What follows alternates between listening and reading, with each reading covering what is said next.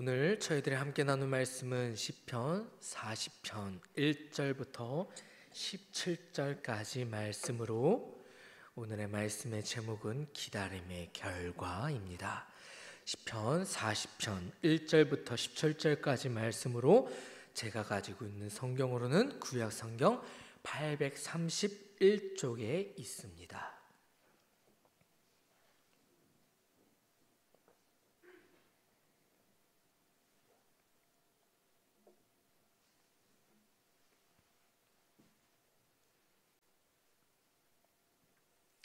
다 찾으시는 믿고 저와 한 목소리로 합독하겠습니다. 내가 여호와를 기다리고 기다렸더니 기울이사 나의 부르짖음을 들으셨도다. 나를 기가 막힐 웅덩이와 수렁에서 끌어올리시고 내 발을 반석 위에 두사 내 걸음을 견고하게 하셨도다. 새 노래 곧 우리 하나님께 올릴 찬송을 내 입에 두셨으니 많은 사람이 보고 두려워하여 여호와를 의지하리로다. 거짓에 치우치는 자를 돌아보지 아니하는 자는 복이 있도다. 여호와 나의 하나님이여, 주께서 우리를 향하신 주의 생각도 많아 누구도 주와 견줄 수 없나이다. 내가 말하고자 하나 너무 많아 그 수를 셀 수도 없나이다. 주께서 내 귀를 통하여 내게 들려주시기를 제사와 예물을 기뻐하지 아니하시며 번제와 속죄제를 요구하지 아니하신다 하신지라. 그때에 내가 말하기를 내가 왔나이다. 나를 가리켜 기록한 것이 두루마리 책에 있나이다. 나의 하나님이여, 내가 주의 뜻 행하기를 즐기오니 주의 법이 나의 심중에 있나이다 하였나이다. 내가 많은 회중 가운데에서 의의 기쁜 소식을 전하였나이다. 여호와여, 내가 내 입술을 닫지 아니할 줄을 주께서 아시나이다. 내가 주의 공의를 내 심중에 숨기지 아니하고 주의 성실과 구원을 선포하였으며 내가 주의 인자와 진리를 많은 회중 가운데서 감추지 아니하였나이다. 여호와여, 주의 긍휼을 내게서 거두지 마시고 주의 인자와 진리로 나를 항상 보호하소서. 수많은 재앙이 나를 둘러싸고 나의 죄악이 나를 덮침으로 우러러 볼 수도 없으며 죄가 나의 머리털보다 많으므로 내가 낙심하였음이니이다. 여호와여, 은총을 베푸사 여호와여, 속히 나를 도우소서. 내 생명을 찾아 멸하려 하는 자는 다 수치와 낭패를 당하게 하시며 나의 해를 기뻐하는 자는 다 물러가 욕을 당하게 하소서. 나를 향하여 하하하하 하며 조소하는 자들이 자기 수치로 말미암아 놀라게 하소서. 주를 찾는 자는 다 주 안에서 즐거워하고 기뻐하게 하시며 주의 구원을 사랑하는 자는 항상 말하기를 여호와는 위대하시다 하게 하소서. 나는 가난하고 궁핍하오나 주께서 나를 건지시는 이시라. 나의 하나님이여, 지체하지 마소서. 아멘. 사실 오늘의 말씀을 준비하고 또 서는 과정 속에서 물론 평소에도 긴장도 되고 또 떨리기도 했지만 이번 설교는 제 인생에서 첫 설교만큼이나 많이 긴장되는 설교인 것 같습니다. 딱 봐도 긴장돼 보이지 않습니까? 그 이유는 불과 며칠 전까지만 해도 우리 성도님들이 부흥회로 인해서 정말 뜨겁게 은혜 받으셨을 거라 믿어 의심치 않는데 하필 그 다음 주 수요 설교가 제 차례더라고요. 정말 다른 사람과 바꾸고 싶었습니다. 얼마나 부담되는지 몰라요. 제가 이 부담감을 어머니한테 얘기를 했더니 보통 반응이라면 잘할 수 있어, 기도할게, 이런 위로의 말을 하잖아요. 그리고 저 역시도 그런 위로함을 얻고자 말을 했는데 그런데 정말 현실적인 조언을 해주시더라고요. 너 때문에 성도님들 부흥회 때 받은 거 불 꺼지면 안 된다고, 은혜 받은 거 추가로 더 장작 넣어서 불 때워야 한다고, 기도 빡세게 해서 준비하라고. 그 말을 들으니 위로는커녕 더 부담이 됐지만 하나님께서 오늘도 역사하실 줄 믿고 오늘의 말씀을 전하도록 하겠습니다. 오늘의 말씀의 부제를 보면 다윗의 시 인도자를 따라 부르는 노래라고 되어 있습니다. 그렇습니다. 시편 40편은 다윗이 쓴 시입니다. 그리고 이 시편 40편을 탄원시라고 분류합니다. 탄원이 무슨 뜻이죠? 자신의 상황을 하소연하며 이 상황이 해결되기를 바라는 것이 바로 탄원입니다. 전체적으로 바라보았을 때 이 시는 탄원시로 분류하지만 이 안에서 전반부와 후반부로 나누게 되는데, 먼저 1절부터 10절까지 말씀은 하나님께 감사하는 내용을 담은 시입니다. 하나님께서 나를 구원하여 주셨고 하나님께서 나에게 보여주신 그 수많은 기적들을 나는 경험하였습니다. 내가 경험한 하나님, 내가 나와 함께하고 계시는 그 하나님을 내가 간절히 바라고 간절히 전하길 소망합니다. 이러한 고백들을 담은 시가 바로 1절부터 10절까지의 말씀입니다. 우리는 다윗이 이러한 고백을 할 수 있었던 것이 얼마나 대단한 것인지 우리는 성경을 통하여서 알고 있습니다. 다윗의 일생을 보면 얼마나 많은 환난과 또 고난 속에 있었습니까? 젊었을 땐 사울을 피해 도망다니는 것이 얼마나 힘들었는지 원수의 나라로 망명을 가기도 했고요. 왕이 된 이후 잘 나가나 싶더니 밧세바 사건 이후 그는 도망자 신세로 노년을 보내게 됩니다. 아들인 압살롬의 반란으로 인하여서 큰아들과 또 셋째 아들인 압살롬을 잃는 비극도 그는 지켜봐야 했습니다. 자신의 신하인 요압으로 인하여서 자신의 권력이 위태하였던 것은 또 뭐고요? 다윗은 하나님의 마음에 합당한 사람으로 인정받았음에도 불구하고 그의 일생은 결코 순탄하지 않았습니다. 그에게 있어서 고난과 시련은 계속해서 있었어요.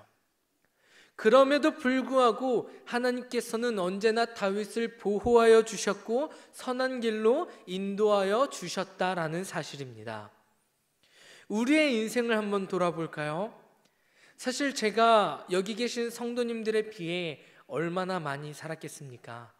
그런데 그 짧은 인생을 돌아보았을 때 저에게 부족한 것, 나름의 고난과 시련들이 있었지만 그럼에도 불구하고 하나님께서는 저를 선한 길로 인도하여 주셨다라는 것을 저는 깨닫게 됩니다. 저는 전도사입니다. 강단에서 말씀을 선포해야 하고 또 사람들과의 관계 속에서도 말을 해야 하는, 어떻게 보면 직업이라고 보면 직업일 수 있는 그런 직업을 가진 사람입니다. 저의 말로 인하여서 사람을 살릴 수도 있고요, 때로는 사람을 죽일 수도 있는 것이 바로 저입니다. 요즘 들어 그것을 정말 많이 느끼게 되면서 말 조심해야겠다라는 것을 더 많이 느끼게 됩니다. 그런데 그렇게 느끼는 것과는 별개로 저에게 있어서 시련은 바로 말 못하는 것입니다. 저는 말을 잘 못해요. 사람을 살려야 하는 설교자가, 사람들과 말을 해야 하는 직업을 가진 사람이 말을 잘 못한다는 것이 얼마나 고통인지 아십니까? 출애굽기 6장 30절에서 모세가 하나님, 저는 입이 드는 사람입니다. 제가 어떻게 바로 앞에 가서 어떻게 하나님의 말을 하겠습니까? 라고 했던 그 고백이 너무나 와닿습니다. 마치 저를 대변해주는 말인 것 같기 때문입니다. 그런데 그러나 모세에게 하나님께서 모세를 사용하여 주셨던 것처럼 저를 사용하시고 지금 이 강단에서 말씀을 선포할 수 있는 것은 다 하나님의 은혜입니다. 정말 하나님의 은혜예요. 이런 약점을 가지고 있음에도 하나님께서는 저를 인도하여 주시고 계십니다. 우리 성도님들은 어떻습니까?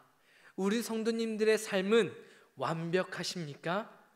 고난과 시련 없이, 부족한 것 하나 없이 인생이 평탄하십니까? 우리 교회 어느 청년에게 제가 별일 없냐고 물어보면 꼭 한결같은 대답을 하는 청년이 있어요.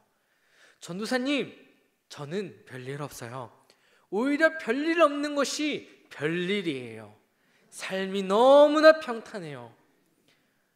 몇 개월째 제가 볼 때마다 똑같은 질문을 하는데 그 똑같은 질문과 더불어 똑같은 대답을 하는 것이 바로 그 청년입니다. 항상 대답이 한결같아요. 별일 없는 것이 별일이래요. 인생에 이벤트가 좀 있었으면 좋겠대요. 사실 그것도 고난이라고 하면 고난이겠죠. 하나님께서 우리에게 기쁨도 허락하여 주셨지만 슬픔도 허락하여 주셨는데 아무 일 없이 매일매일 똑같은 일상, 변화가 없는 그 일상마저도 고난 아니겠습니까? 우리는 모두 크고 작은 고난 속에서 살아가고 있습니다. 우리가 교회에 오는 이유는 먼저는 하나님께 예배드리러 오는 것도 있지만 그 안에서 내 안에 부족한 것들, 내 인생에 있어서 쫓기는 것들, 고난들, 하나님께 간구해야 할 것들이 너무나 많이 있기 때문에 하나님께 간절히 부르짖기 위하여서 우리가 교회에 와서 하나님께 기도하며 부르짖는 것 아니겠습니까? 그런데 다윗의 고백은 하나님께서 나와 함께하고 계셔서 내가 주님의 은혜를 받고 있었습니다. 이것이 다윗의 감사의 고백이에요. 그런데 이렇게 감사의 고백을 했던 그 다윗의 고백이 11절부터 17절까지 말씀을 보면 다윗이 하나님께 탄원하고 있음을 우리는 볼 수 있습니다. 하나님, 나 죽겠어요. 하나님, 나 살기 싫어요. 하나님, 나 너무나 힘들어요. 하나님, 제발 응답해 주세요. 하나님, 정말 살아계신 거 맞아요? 다윗의 전구절의 내용대로 보자면 다윗은 지금 하나님께 불평과 호소를 해야 하는 것이 아니라 그것마저도, 그의 일생마저도 하나님께 감사의 고백을 해야 됩니다. 왜요? 지금까지 나와 함께 해주셨다고 본인 입으로 계속해서 감사의 고백을 했잖아요. 그런데 그런 모습이 전혀 보이지 않습니다. 신앙은 이런 것입니다. 신앙은 좋을 수도 있고 때로는 나쁠 수도 있는 것이 바로 신앙인 것입니다. 우리가 매일매일의 신앙이 좋으면 얼마나 좋겠습니까? 매일매일 하나님과 동행하면 얼마나 좋겠습니까? 그런데 현실은 그렇지 못하다라는 거예요. 부흥이 끝난 지 이제 5일 됐습니다. 일주일도 되지 않았어요. 저희 어머니는 성도님들 받은 은혜 불 꺼지지 않도록 장작을 팍팍 넣으라고 말씀하셨지만 솔직하게 받은 은혜 지금도 여전히 뜨거우십니까? 불씨 꺼지지 않고 잘 살리고 있으십니까? 5일 동안의 삶 속에서 단 한 번도 신앙 잃은 적 없이 은혜 가운데서 욱하다가도 그래, 내가 은혜 받았으니까 참아야지, 이렇게 화 한 번 안 내신 성도님 계십니까? 그러면 다행이지만 보통 그렇지 못하다라는 거예요. 우리는 은혜 받고 나서 하나님 뜻대로 잘 살아야지 하는데 그렇지 못한 경우가 너무나 많이 있어요. 그러면 그것이 잘못되었느냐? 우리가 넘어지는 것이 어찌 보면 당연하다라고 저는 생각합니다.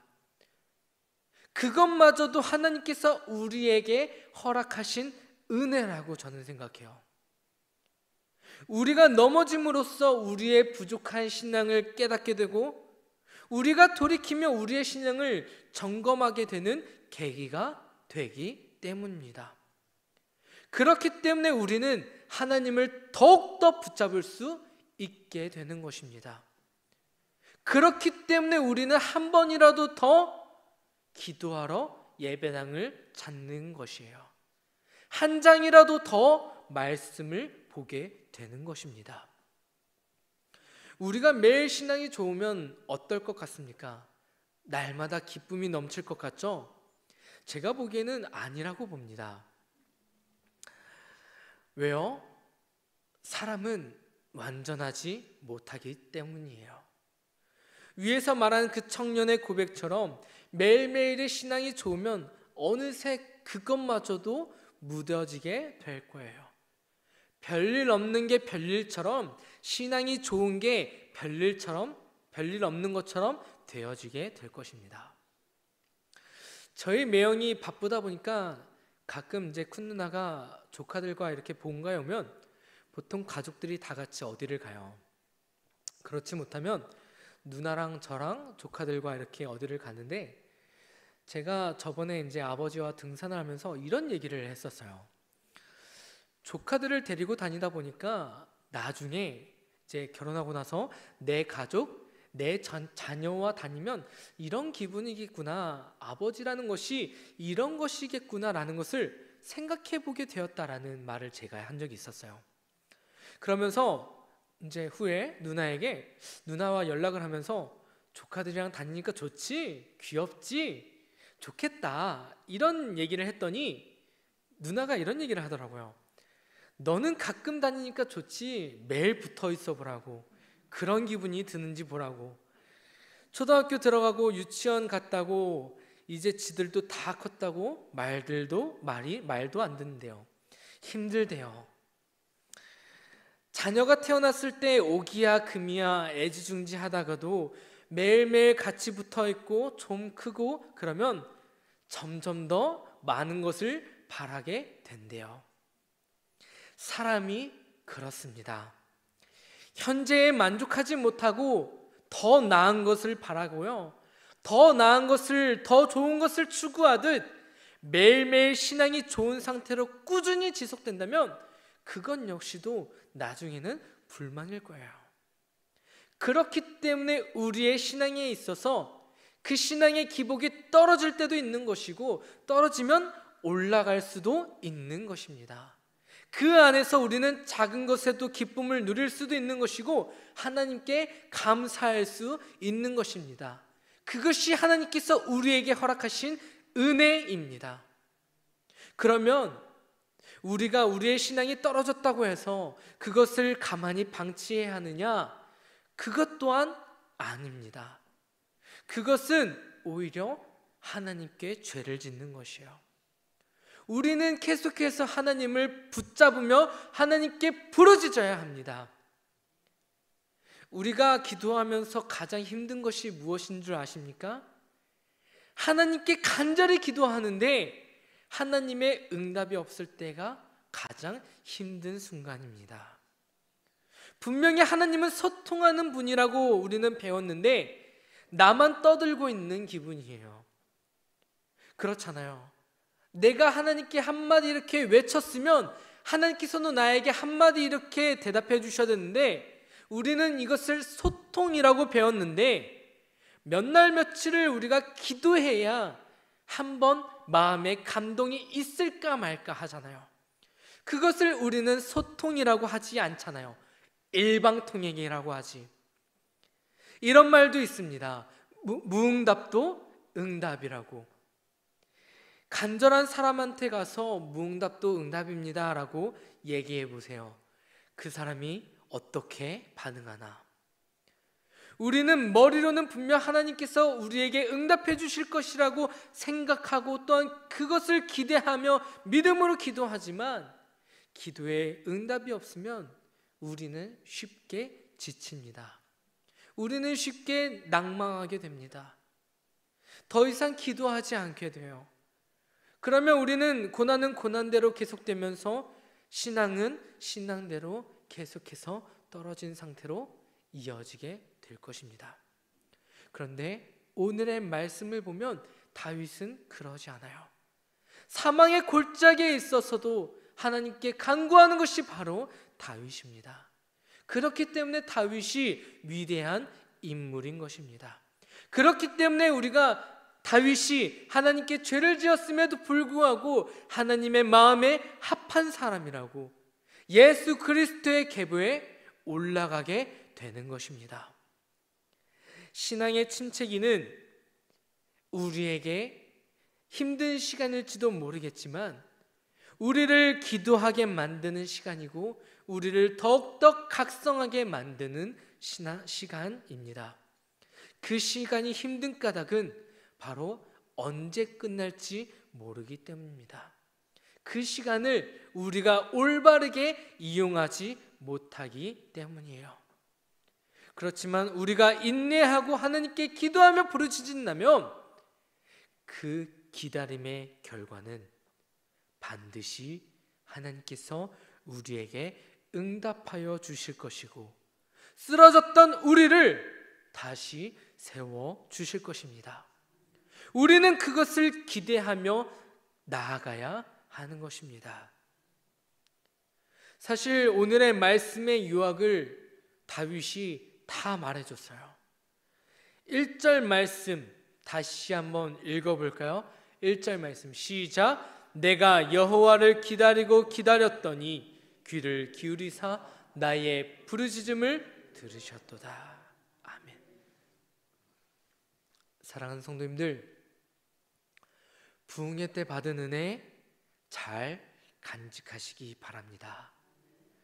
그렇지만 혹여라도 그 은혜 벌써 다 까먹었다고 옛 신앙으로 다시 돌아갔다고 해서 신앙의 침체기, 신앙의 고난이 찾아왔다고 해서 낙망하지 마시기 바랍니다. 다시 하나님 붙잡으면 되는 거예요. 다시 기도하기에 힘쓰면 되는 거예요. 다시 말씀 읽기에 전념하면 되는 거예요. 다시 예배 사모하면 되는 거예요. 그리고 우리는 기다리면 되는 것입니다.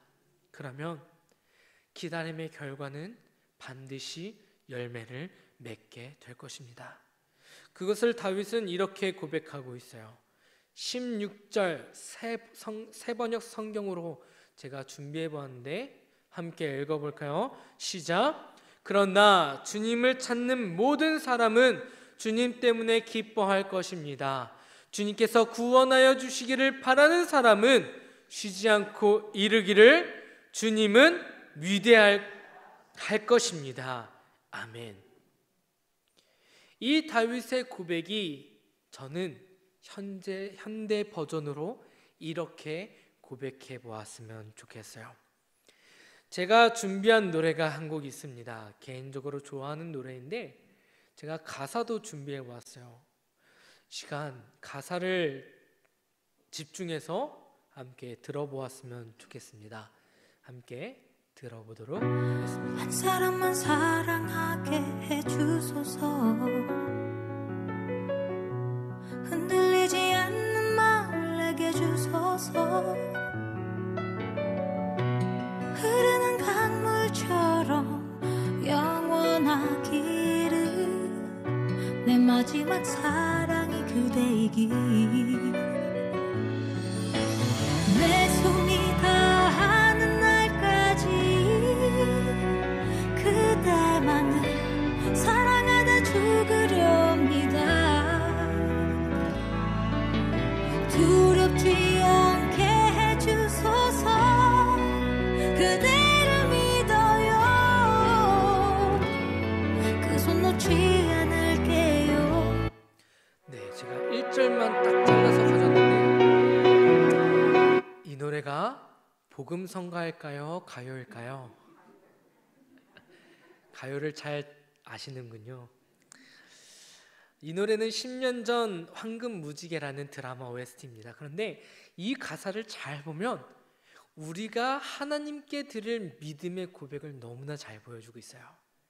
하나님이라는 단어를 대입해 보면 하나님 한 분만을 사랑하기를 원하는데 그 사랑이 흔들리지 않게 해주세요. 하나님이 사랑이 영원하기를 소망합니다. 내 숨이 다할 때까지 하나님 한 분만을 사랑하다가 죽겠습니다. 두렵지 않게 해주세요. 하나님만을 믿습니다. 하나님의 손을 놓지 않겠습니다. 라는 고백이 돼요. 이 고백이 우리 성도님들의 고백이 되시기를 간절히 소망합니다. 우리가 오늘의 말씀을 기억하면서 다윗의 고백을 통하여서 지금까지 인도해 주신 하나님, 절망과 낭망 속에서 우리가 하나님께 불평하지만 불만을 갖지만 그럼에도 끝내 하나님께서는 우리를 놓지 않고 나를 건지실 것을 기대하며 붙잡는 그런 다윗의 모습을 통하여서 하나님께서 우리를 다시 세우실 모습을 기대하며 부르짖으며 나아가시는 저와 우리 성도님들이 되시기를 간절히 소망합니다.